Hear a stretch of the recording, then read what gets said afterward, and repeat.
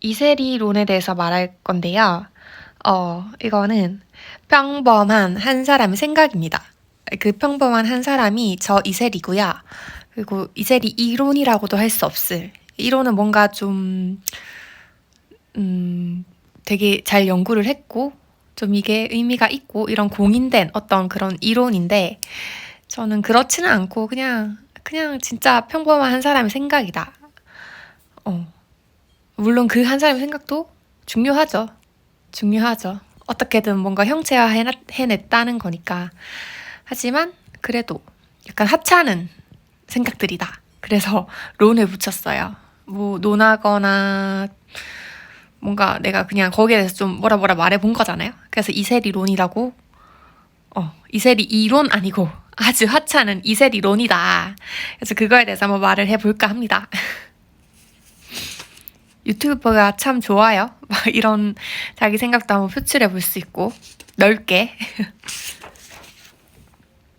그래서 저는 근데 누구나 다 궁금해하는 주제라고 생각해요. 도대체 세계는 어떤가, 세계는 뭔가, 그리고 세상의 중심이 전 되게 궁금했거든요. 그래서 그런 거에 대해서 한번 생각해 본 게 이세리론이고, 그러니까 세상의 중심이라는 건 그냥 생명이었던 것 같아요. 뭐, 삶 같은 거 있잖아요. 도대체 시간이 흐른다는 것, 그리고 변화한다는 것, 그런 게 저는 궁금했고, 그러니까 그게 결국에는 어떤 생명의 근원, 생명의 동력원, 그리고 뭐 삶의 이유 등등등이겠죠. 저는 이게 궁금했거든요. 그래서 제가 찾아낸 게 뭐냐. 물론 다른 학자들의 이론도 엄청 많이 읽고, 저도 경험하고, 뭐 등등등 해서 저는 이렇게 정리를 했다라는 거겠죠. 저는 그게 쾌락입니다. 쾌락. 그러니까 세상의 중심은 쾌락이라는 거죠. 쾌락의 힘으로 모든 세상이 지금 굴러가고 있다라고 저는 생각을 해요. 그 쾌락이라는 건 단순하게는 뭐 작은 소소한 즐거움, 기쁨, 행복, 희열, 좋아 죽겠는 거, 그리고 절정감, 완전히 꽉 차는 그 느낌.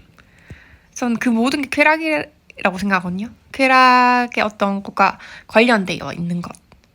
그래서 쾌락대로 산다, 그것이 세계다라고 저는 생각을 하는데, 그게 무슨 말이냐면, 그러니까 쾌락을 얻기 위해서도 살고요. 쾌락을 얻기 위해 고통을 참으면서도 살아보고, 또 쾌락 그 자체가 우리를 계속 움직이게 한다는 거죠. 그 좋았던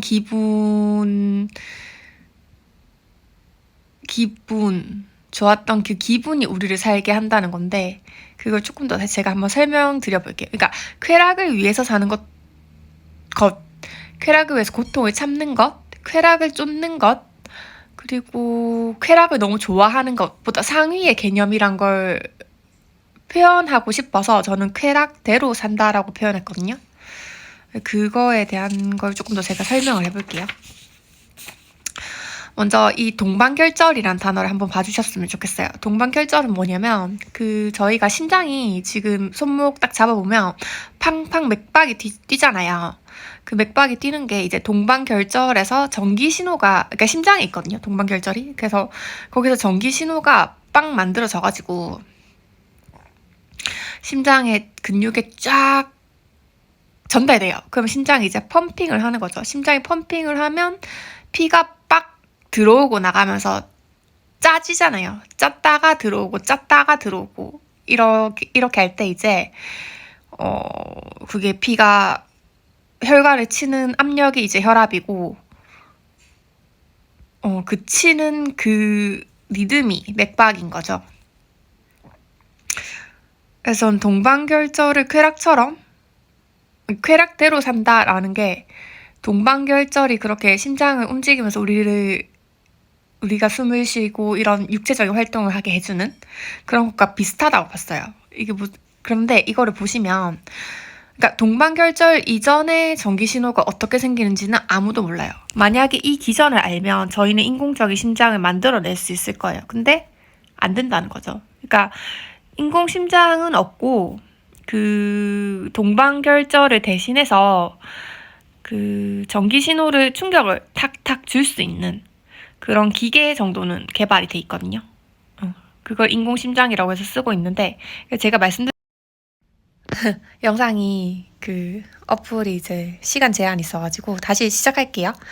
그래서 저는 쾌락이 라는 어떤 에너지가 있는데 그거는 마치 심장의 동방결절 같다라고 생각을 한다는 거죠.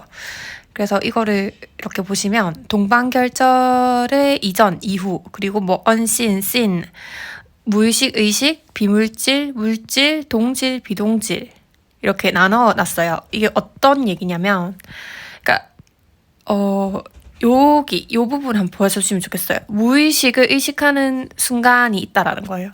그 무의식을 의식하는 순간 그거 무의식일까요? 의식일까요? 라고 하는 얘긴 거죠.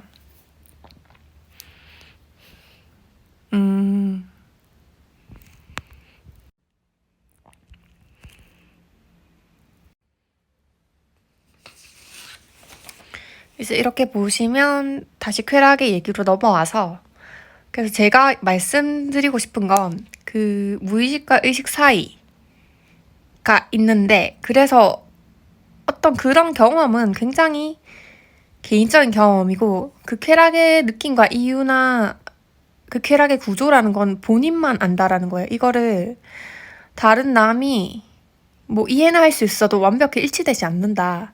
왜냐면 무의식에서 의식화된다라는 거는 의식화되는 순간 그게 무의식이라고 하면 거짓이 되는 거예요. 그러니까 그 무의식이 전부가 아니잖아요. 그렇다고 해서 의식화된 걸 무의식이 아니라고 할 수도 없는 거고 그래서 본인만 아는 어떤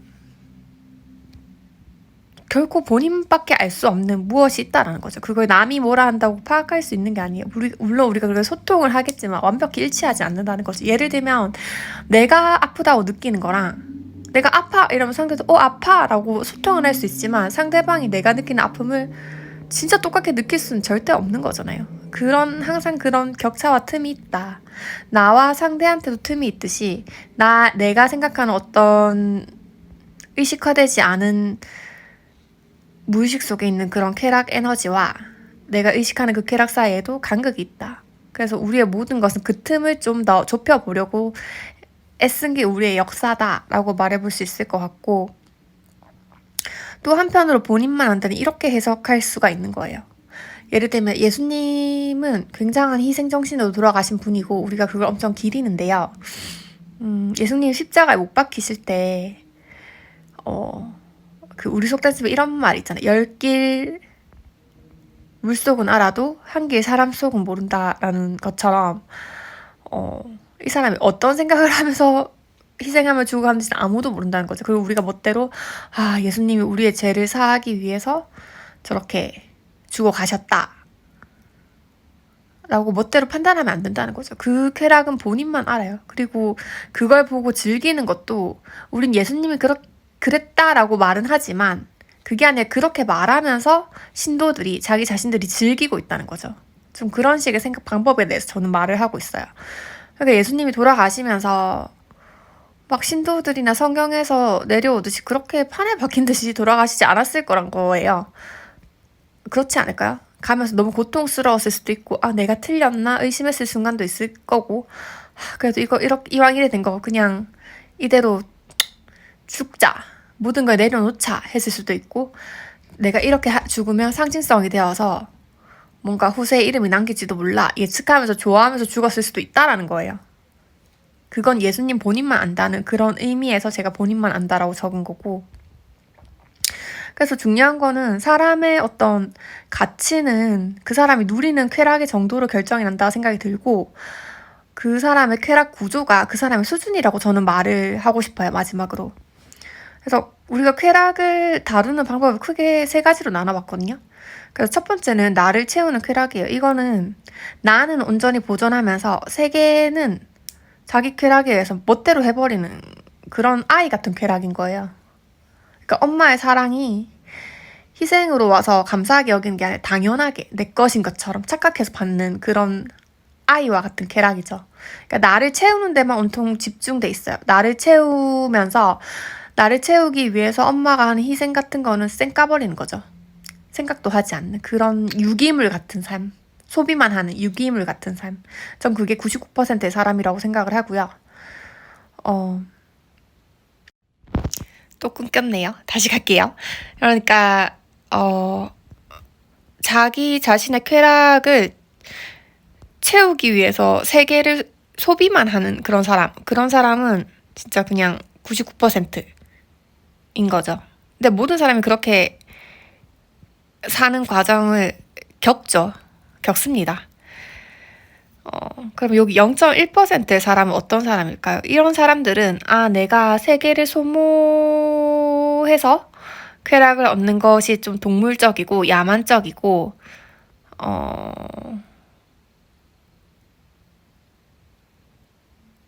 다른 사람의 아픔이 느껴져서, 나는 저렇게 안 하고 싶다. 라는 생각을 하는 사람들이 이제 개척하게 되는 경로라고 봐요. 예를 들면, 나를 온전히 보존시키기 위해서 세계를 망가뜨리지 않는 거죠. 대신에 뭐 두 가지가 있겠죠. 나를 망가뜨려서 세계를 채우는 그런 희생정신이 있을 수도 있고, 아니면 정말 천재적으로 나도 안 망가뜨리고 세계도 안 망가뜨리는 데 얻을 수 있는 쾌락을 발명할 수 있는 거죠. 뭐 그런 거 아닐까요? 막 무한 동력 같은 거 있잖아요. 정말 무에서 유가 창조되는 정말 끊임없이 흐르는 어떤 샘, 화수분 같은 거. 그런 걸 미래에 개발할 수도 있겠죠. 이제 그런 부분을 향하는 어떤 사람들이 전 0.1%이고 나머지 0.9%는 뭐냐? 첫 번째 나를 채우는 쾌락이 좀 야만적이란 걸 그래도 인지를 하는 사람들인 거예요. 그러면 내가 이렇게 채워도 될까? 고민하는 좀 더 동물이 아니라 인간적인 어떤 사람들 0.9%라고 봅니다. 이렇게 세 가지를 분류했을 때 결론적으로 그건 똑같아요. 그러니까 사람들이 자기의 쾌락을 채우기 위해서 살아간다는 건 너무나 공평하게 똑같은데 뭐 동물이든 사람이든 생명이 있는 모든 것은 쾌락을 위해서 살아간다라고 생각을 해볼 때 그 쾌락을 채우는 그 방식에서 이제 차이가 이렇게 난다는 거죠. 그렇다고 해서 뭐 0.9%, 0.1% 더하면 1%잖아요. 1%의 사람이 99%의 사람보다 낫냐라고 한다면 저는 99%의 사람에게도 당연히 1%가 될 수 있는 가능성이 당연히 남아 있다고 생각합니다. 계기만 없었을 뿐. 저는 이런 인간관을 가지고 이런 세계관을 가지고 쾌락으로 모든 것을 설명할 수 있다에 대해서 한번 논해보았습니다.